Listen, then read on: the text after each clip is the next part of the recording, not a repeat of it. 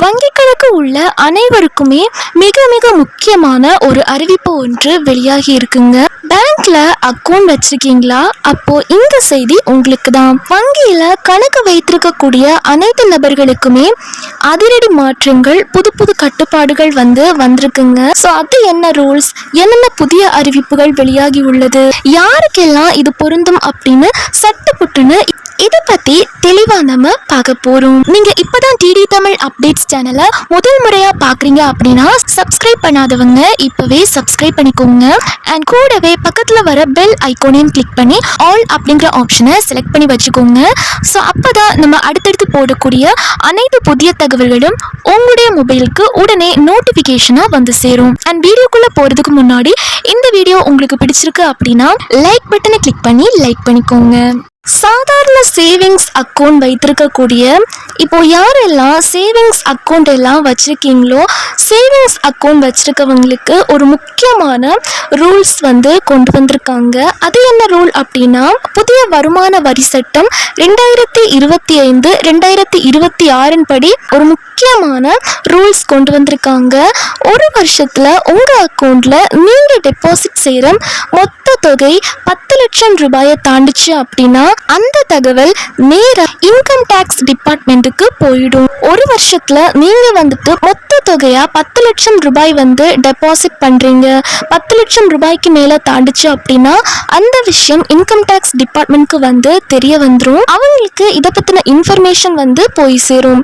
நீங்க கொஞ்சம் கொஞ்சமா பணம் போட்டாலும் சரி, இல்ல ஒரு வருஷத்துல மொத்தமா அக்கௌண்ட்க்கு வரவு வைக்கப்படுற தொகை 10 லட்சத்தை தாண்டிச்சு அப்படின்னா அது குறிப்பிடத்தக்க நிதி பரிவர்த்தனை அப்படின்னு அவங்க கண்காணிப்புல வந்துடும். உடனே அபராதம் போட மாட்டாங்க. ஆனால் நீங்கள் ஃபைல் பண்ணுற ஐடிஆருக்கும் உங்கள் அக்கௌண்ட்டில் இருக்க பணத்துக்கும் பெரிய வித்தியாசம் இருந்தால் கண்டிப்பாக நோட்டீஸ் வரும். ஸோ கொஞ்சம் உஷாராக இருந்துக்கோங்க. அதுக்கப்புறமா இதுக்கு முன்னாடி 50,000 ரூபாய்க்கு மேலே பணம் போட்டால் பேன் கார்டு வேணும் அப்படின்னு ஆர்பிஐ சொல்லியும் அதை ஸ்ட்ரிக்டாக ஃபாலோ பண்ணலை.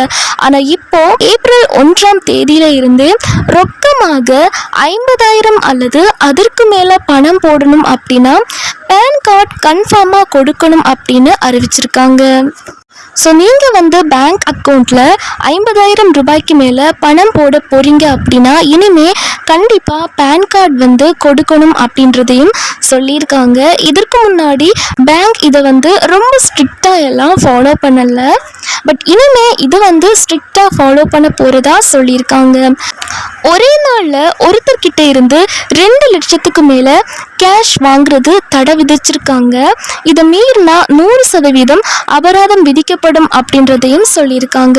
ஸோ இனிமே நீங்கள் யார்கிட்டையாச்சும் ஒரு 2 லட்சம் ரூபாய்க்கு மேலே பணம் வாங்குறீங்க அப்படின்னா பணம் வாங்குறதுக்கு தடை விதிச்சிருக்காங்க. இதை நீங்கள் மீறி கேஷ் வாங்குறீங்க அப்படின்னா 100% அபராதம் விதிக்கப்படும் அப்படின்றதையும் சொல்லியிருக்காங்க. அடுத்ததா வியாபாரம் செய்கிறவங்களுக்கான கரண்ட் அக்கௌண்ட்ல ஒரு வருஷத்துக்கு 50 லட்சம் வரைக்கும் டிரான்சாக்ஷன் பண்ணிக்கலாம்.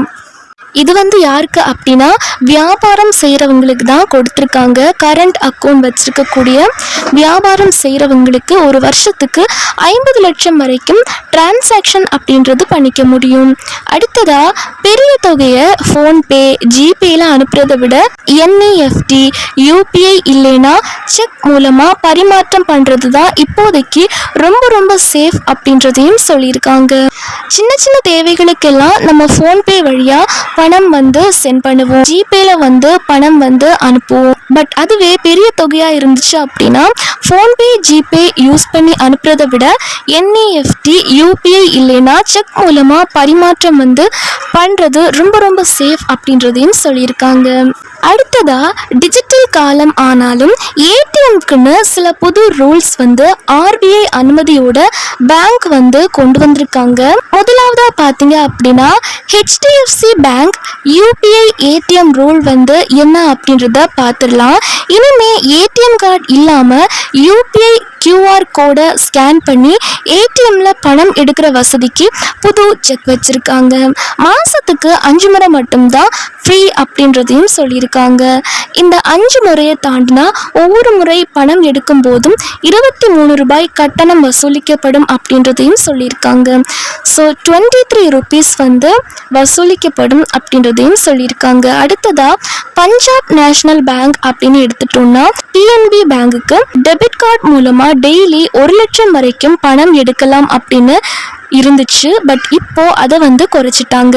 உங்க கார்டு வகையை பொறுத்து தினமும் 5000 ரூபாயில இருந்து அதிகபட்சம் 75,000 ரூபாய் வரைக்கும் தான் இனிமே பணம் எடுக்க முடியும்.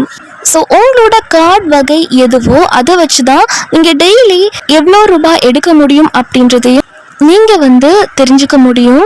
டெய்லி 5000 ருபீஸில் இருந்து அதிகபட்சம் 75,000 ரூபாய் வரைக்கும் இனிமே பணம் எடுக்க முடியும் அப்படின்றதையும் சொல்லியிருக்காங்க. அடுத்ததா பாஸ்புக் இல்லாமலேயே வெறும் கியூஆர் கோடை ஸ்கேன் பண்ணி பேங்க்ல பணம் பெற்றுக்கொள்ளும் புதிய வசதியை கொண்டு வர போறாங்க. ஜியோ பேமெண்ட்ஸ் பேங்க் வந்து கொண்டு வர போறாங்க. பந்தன் பேங்க் என்ன ரூல்ஸ் கொண்டு வந்திருக்காங்க அப்படின்னா அவங்க சொந்த ஏடிஎம்ல மாசத்துக்கு 5 முறை ஃப்ரீயா பணம் எடுத்துக்க முடியும். பேலன்ஸ் செக் பண்றது, பின் மாத்துறதுக்கு எவ்வளவு முறை வேணாலும் யூஸ் பண்ணிக்கலாம். அதுக்கு சார்ஜஸ் கிடையாது. மற்ற பேங்க் ஏடிஎம் யூஸ் பண்ணா சிட்டிக்குள்ள 3 முறையும் மெட்ரோ அல்லாத கிராமங்கள்ல 5 முறை ஃப்ரீயா டிரான்சாக்ஷன் பண்ணிக்கலாம் அப்படின்றதையும் சொல்லியிருக்காங்க. ஸோ ஏப்ரல் 1 இருந்தே இந்த புதிய ரூல்ஸ் எல்லாம் அமலுக்கு வந்திருக்கு. நிறைய பேருக்கு இந்த விஷயம் வந்து தெரியாம இருக்கு. மற்ற பேங்குகளுக்கும் சீக்கிரமே இதே மாதிரி அப்டேட்ஸ் வந்து கொண்டு வர போறாங்க. இப்போதைக்கு Punjab national bank, Jio payments bank, Bandhan bank, HDFC bank இதுல எல்லாம் இந்த ரூல்ஸ் வந்து ஏடிஎம்க்கு கொண்டு வந்திருக்காங்க. பட் இதே மாதிரி எல்லா பேங்குக்குமே சீக்கிரமே இந்த ரூல்ஸ் வந்து அமலுக்கு வரப்போகுதுங்க. இந்த புது பேங்க் ரூல்ஸ் பற்றி நீங்கள் என்ன நினைக்கிறீங்க? பொதுமக்களுக்கு இது வசதியாக இருக்கா இல்லை கஷ்டமாக இருக்கா அப்படின்னு மறக்காமல் கமெண்ட் பாக்ஸில் சொல்லிட்டு போங்க.